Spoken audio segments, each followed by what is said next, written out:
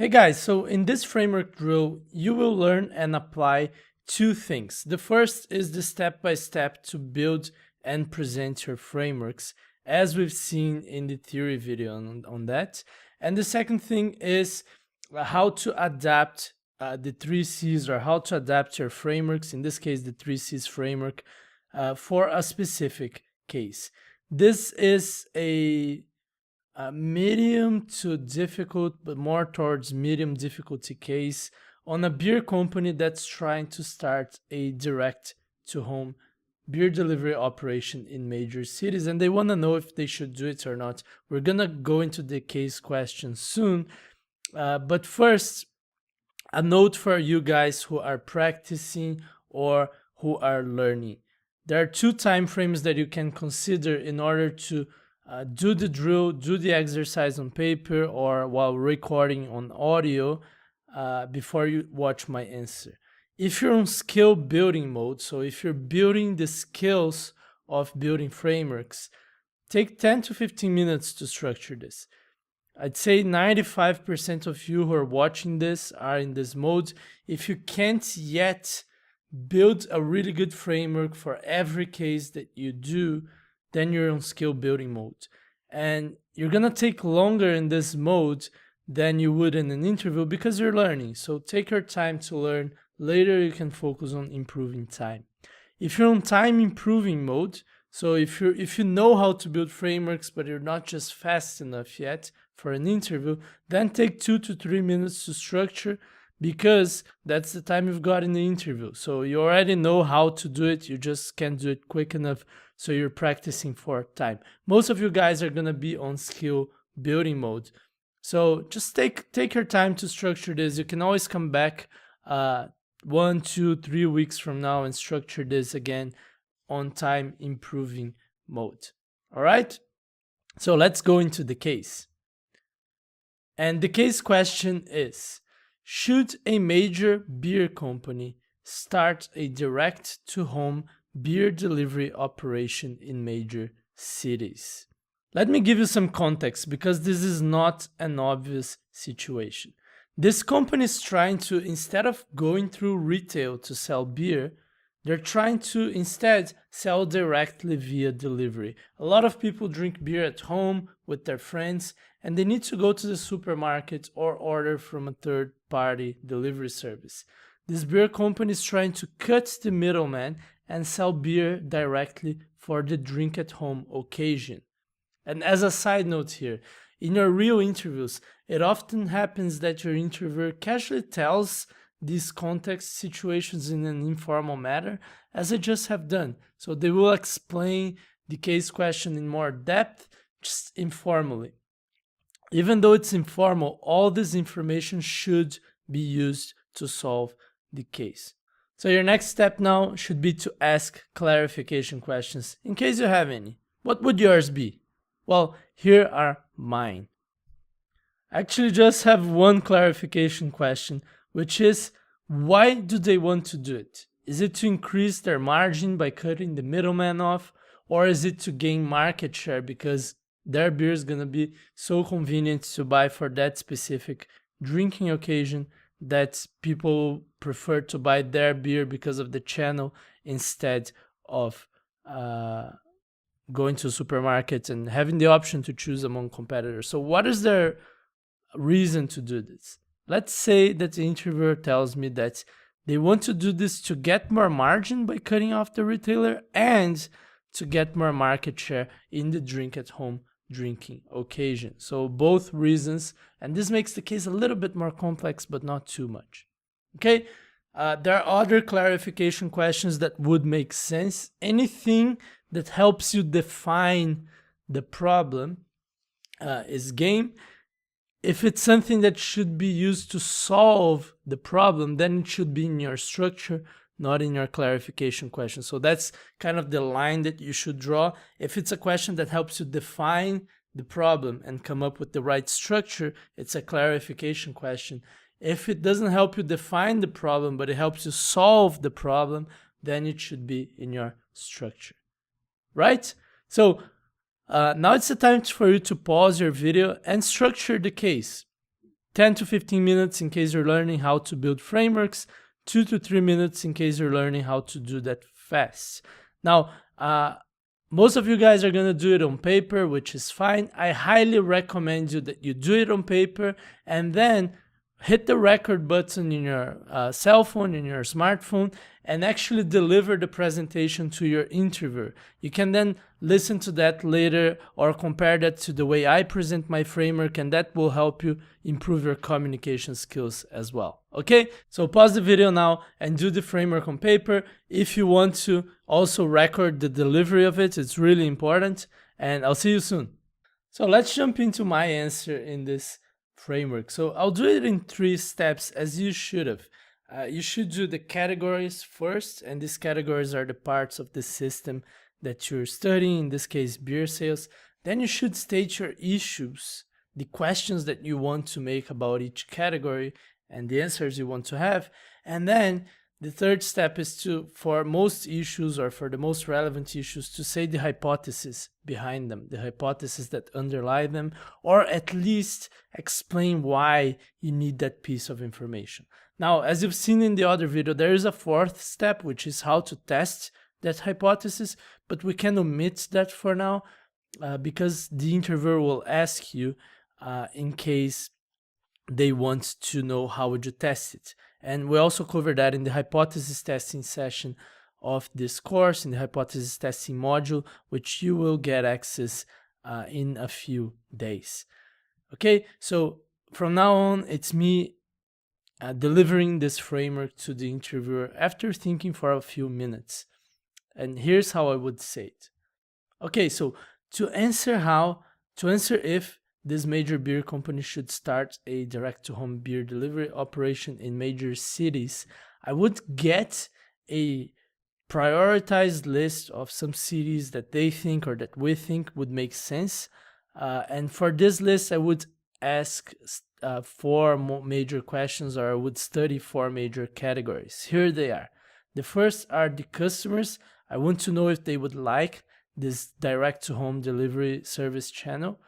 The second is the company. I want to know if we can operationalize this. Then I want to study the competitors to know if we can outcompete them.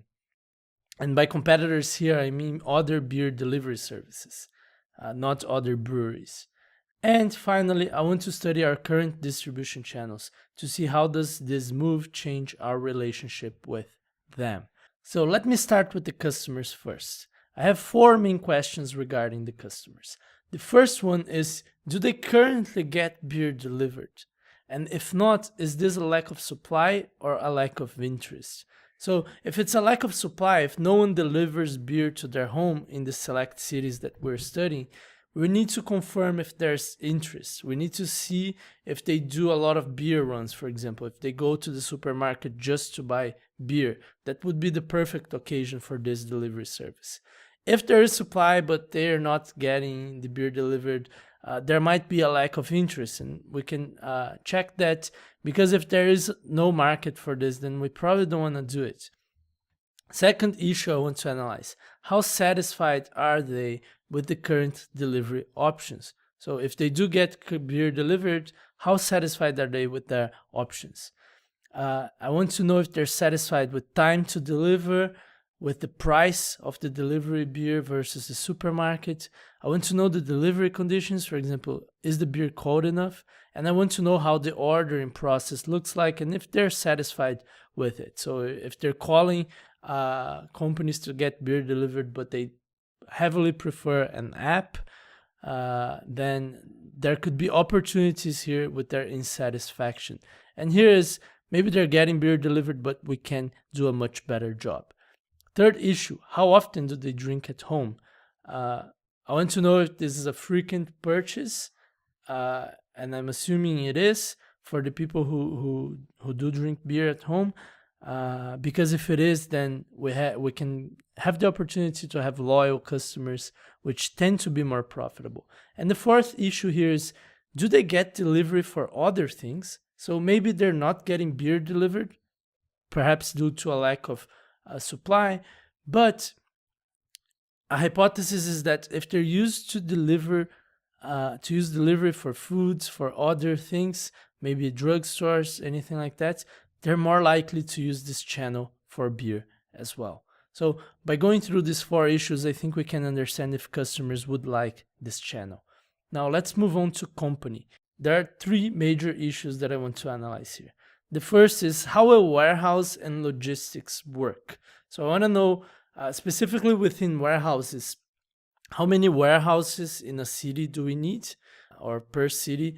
And I know there's a trade-off of having more warehouses and delivering faster versus having less warehouses and having less investment. So I want to know what the optimal number is. And then the logistics. How will we deliver this beer home, and how will it work? Second thing about if the company can operationalize this is how will we take orders? So how does our ordering flow look like? And then how do we assign these orders to specific warehouses and delivery people? And then finally, what should be our delivery terms? And this involves a bit of customer analysis as well, but also what does the company want to achieve with this? Do they want fast delivery, like in 30 minutes, like Domino's? And do we want to deliver the beer cold? And also, what type of pricing and what is our cost? So just to know how profitable will this operation be. Now, on to competitors. So regarding our competitors, I want to know if we can outcompete them, other delivery services. And there are 3 questions here. The first one is, how good are the current delivery services? Are they doing a good job or not? And this involves customer satisfaction, but also their operations. So we need to study them. Second, can we compete with them given that we won't carry our competitors' beer brands? And I'm assuming that we won't. And the hypothesis here is that customers like to buy different brands in the same shopping occasion. And then because of that, assortment is an important decision driver. So if this is true and we won't carry our competitors' beer brands, we'll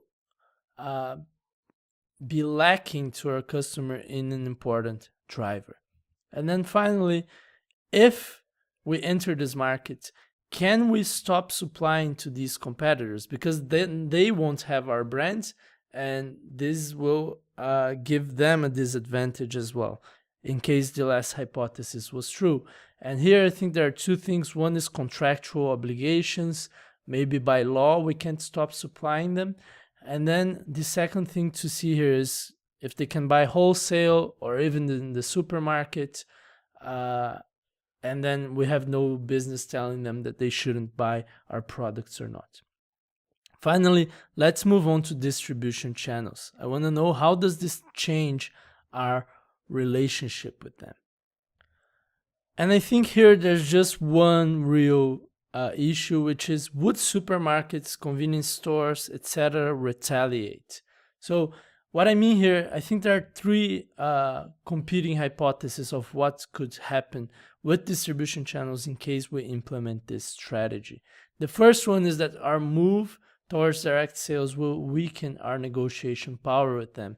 If this new channel is successful, so we're selling more direct and less through supermarkets, convenience stores, etc., and take sales away from them.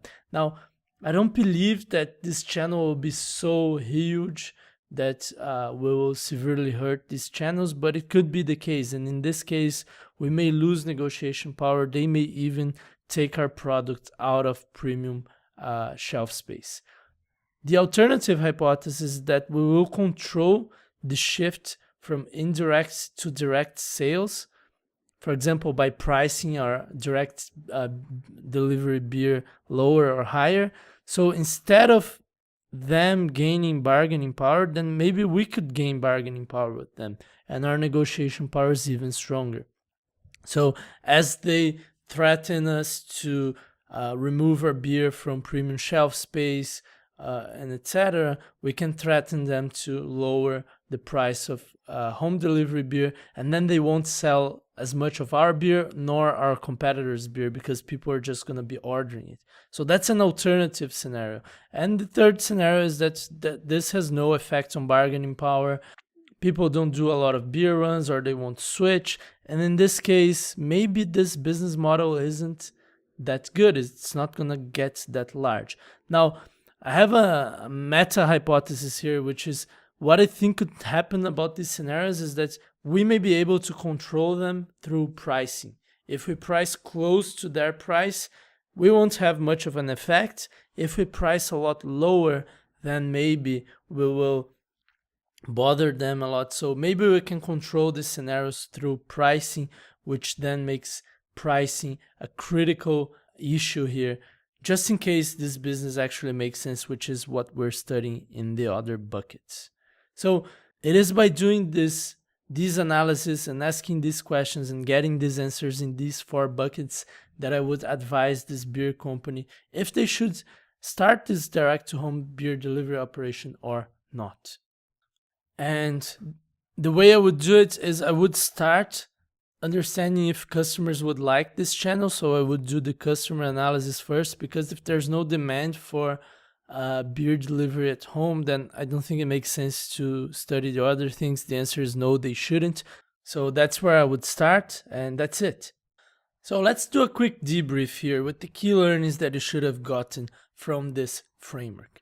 The first one is I've used the adapted 3Cs to structure this case. Pretty obvious, I said that I would do it up front, but let's go through what I did exactly to adapt the 3Cs here and why this was the best option. The first thing I did is that there's no product. So you might say, well, Bruno, but the 3Cs are customer, competition, and company, and you'd be right. But a lot of candidates use the business situation framework, which is the 3Cs and the product. So I'm covering that up here. There's no product, as this is a shift in the channels for all products. I'm not changing anything about the products of this brewery, so it doesn't make sense to talk about products. Second thing is I consider competitors as the other delivery services, not the other breweries. Why did I do that? Isn't the competitor of a beer company another beer company? Well, yes, but in this case, we're talking about this beer company being a delivery service or verticalizing into a delivery service. So we're talking about the competitors of this move of being a delivery service.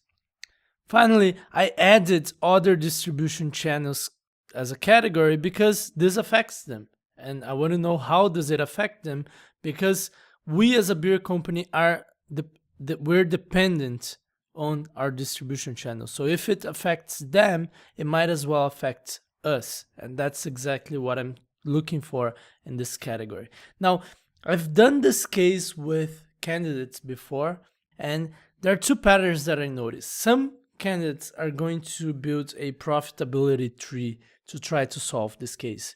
Is selling beer through this new distribution channel gonna be more profitable than our current business as usual? And while this can work, it's a very numerically oriented way of seeing this problem. And the problem is no one's done this before. It's a new move in the beer industry. So you can make some assumptions about which one's going to be more profitable than others. But if you do the assumptions yourself as a candidate, you're assuming something you cannot. You're not being data driven. And if your interviewer just gives you a ton of data, you're going to be able to go through the case, but that data is going to be made up. In a real project, you wouldn't be able to do that, to do a profitability comparison, unless you did this study of these 4 categories first. Now, other candidates will use a business situation or a 3Cs framework or some other framework that they've learned somewhere, of, I don't know, new channel or something like that. And the problem with those is, let's say you're using the business situation framework from Victor Chang. The problem with that is there's no product here. Some people would say, well, but the new product is the new channel, but then you're just mixing concepts up. A product is a product, a channel is a channel. There's a reason why they have different names. You analyze different things about them. and you're not changing your product in this case. So while you can do that, first, it's going to be very obvious to your interviewer that you're force feeding a framework because you're calling something a concept that it's not. You're calling a channel a product.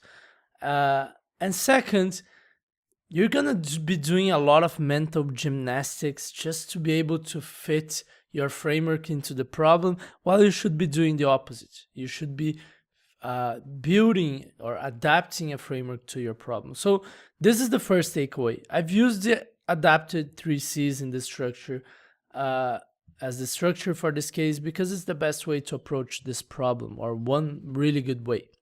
Second takeaway here, notice the phrasing of the buckets. I didn't say customers, I want to analyze customers, but I said, would customers appreciate or like this new channel?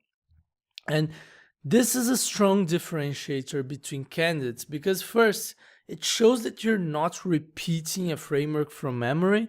And second, it becomes an answerable question. So a lot of candidates, they have these buckets in mind and they say, well, in this case, I'm gonna put distribution channels.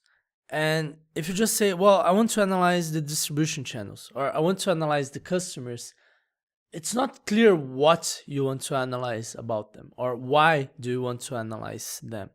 So much better to say, would customers appreciate this new channel? I need to do a customer analysis to answer that question. Or will the current distribution channels retaliate in some way? Or is this going to change our relationship with them? I need to study them, things about them to answer this question. This makes you more human, less robotic. A lot of you guys are worried, well, how do I not become a robotic candidate? Well, this is one answer. You speaking real phrases. Would customers appreciate, instead of I want to analyze customers, which doesn't mean anything. And the other thing is you need questions that you can answer. I want to analyze customers is not a question, and you can't answer that. A customer analysis can take as much as, I don't know, years to make. It's not well defined in scope. But if instead you have a real phrasing, real questions in these buckets, then you can answer these questions. Would customers appreciate this channel? You can gather enough data, enough evidence to say yes or no to that. Or probably not, as it often is in real life, because you can't really predict things, but you can say if they're likely or not. Now, another note for those of you who are curious before we jump into the business sense debrief, in which I tell you which issues are most important and which issues are differentiators. And this note is, how do I lay out the structure on paper?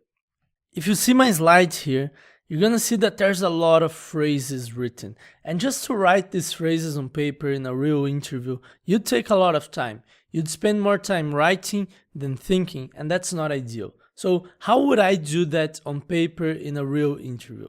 Well, not like this. Instead, I would say, instead of writing customers, would they like this channel, as I did here, so you'd get clarity on what I'm talking about and what exactly I'm asking, I just write customers.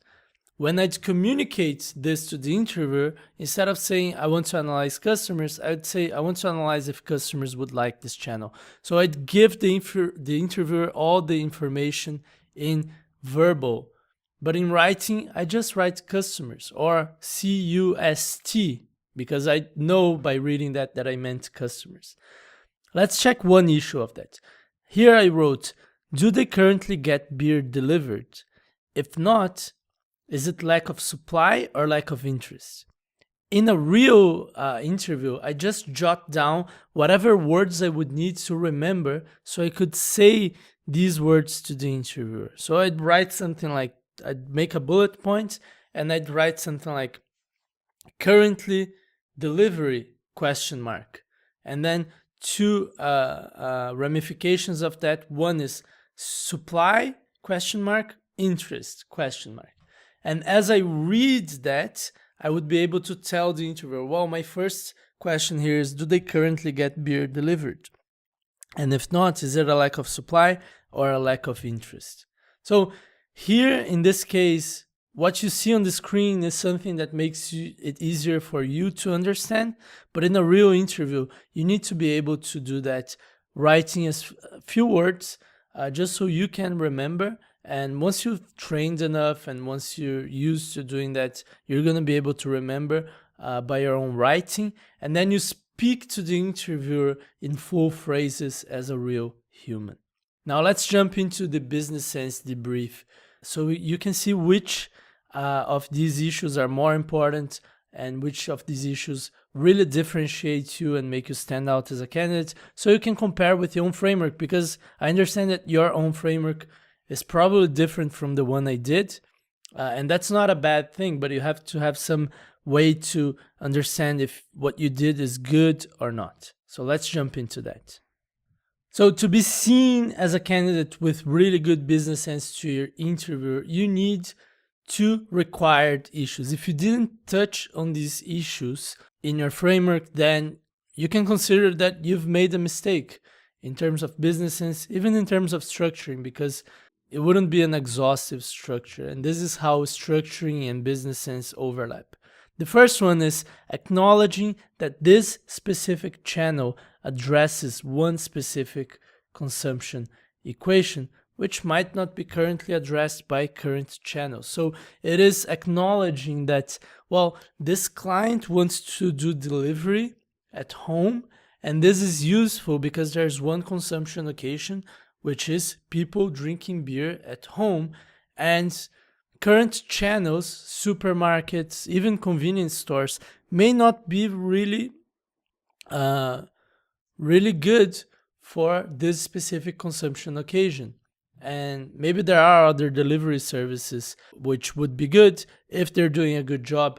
But the thing is to acknowledge that, when you're drinking beer at home with friends or in an event, you don't want to go to the convenience store or to the supermarket to buy more beer. No one wants to do that. That sucks. And it's really simple. Business sense is usually common sense, and you need to acknowledge this in your framework somehow. The second thing you need to have in your framework in order to have acceptable business sense in your interviewer's mind is the operational challenges in warehouse, logistics, and ordering. And the reason you need to do that is that this is not something that your company, the beer company, currently does. So this may seem pretty simple, but operating in warehouse, doing logistics for e-commerce in a time-sensitive product such as beer, when people order beer via delivery, they want to get the beer as soon as possible, as cold as possible.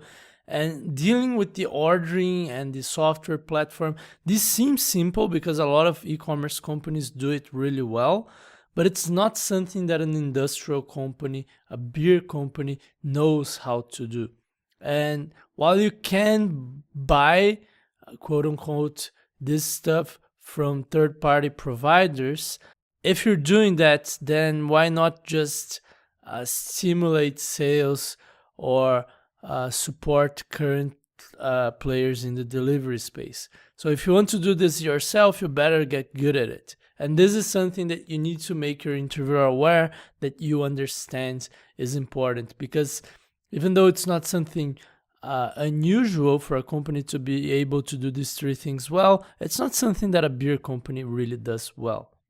Now, there are two what I call standout issues that you must have done in this case in order to be outstanding in business sense. And there may be others which I haven't thought about. I mean, these are things that make you stand out, so there's no rule book for them. A lot of it comes down to creativity, but these are two things that I think you could consider in a case similar to this, to add in a case similar to this next time you do one. The first one is what matters to this customer in this occasion. So in my framework, I mentioned that we need to know what matters to this customer in this occasion. And I mentioned that indirectly, but I said that the customer might care about the time to deliver, or how cold the beer is, or how easy it is to order. Now, one thing to notice here, this is not something that usually beer customers care about. I mean, they care about how cold a beer is if they're in a bar or in a restaurant, but they don't care about it too much if they're in a supermarket. They care about ease of ordering if they are in a convenience store because they want convenience. I mean, it should be easy to buy, but yeah, I guess this is important anyway because it's beer. But the thing is, by mentioning to the introvert that I can understand what is important to this customer in this occasion, I'm implying that I can understand what is important, what is an important driver of purchase to any customer in any occasion. So this is one thing that will make you stand out. You've probably not thought about this beer delivery problem before, so if you can come up with this in the introvert, shows to the introvert that you have this ability. Now, the second thing that you should have talked about to stand out in terms of business sense is to acknowledge that this move might change the relationship with the current distribution channels. And the reason why this is important, I didn't say why this is important during the case, but I'm gonna say now, is you have a whole beer business to run, and this includes the drinking at home occasion, but it includes other occasions, other drinking, purchasing occasions as well. And for every purchasing occasion nowadays, and even if this direct to home service is really successful, to all the other drinking occasions in the future, you will need your distribution channels' goodwill. You need them to sell more. You need them to guarantee a high market share. So acknowledging that this move might change this relationship is important, because if you don't acknowledge that, and there is indeed, after you gather the facts, the data, the information about how they might react, if you find out that they will retaliate, then you're putting your whole business at risk because of one new channel initiative. Now, if you're a consultant and you propose that they should do it without addressing this thing first, some executive in the beer company might deny the logic, or they might get really angry, or they might even make you not look good to the other executives, because they will just raise this issue and say, well, have you thought about that risk? This is a risk that could put our whole company in bad waters, that could reduce our market share. And have you asked them how they might retaliate, or have you benchmarked what happened in other countries once companies did that? So things like that. This is really important because distribution channels are a key part of your business. They're a key partner of your business. Okay, so the first two required issues are needed. You need them in your framework. These last two standout issues are differentiators. You don't need them to have done a good job, but you need them to have done a great job. And there might be others that I haven't thought of course. I hope you've liked this drill. I hope you've improved on it. If you didn't do a good job, try to structure this case again. Close this video, try to structure it on paper again, maybe even replay it to watch it again, because that's how you learn. You learn by trying to apply what you've just read or watched in this case. Okay, so I'll see you in the next drill, and I hope you had a good time. The next drill is a really good one, so check that out to improve your framework building and adapting skills.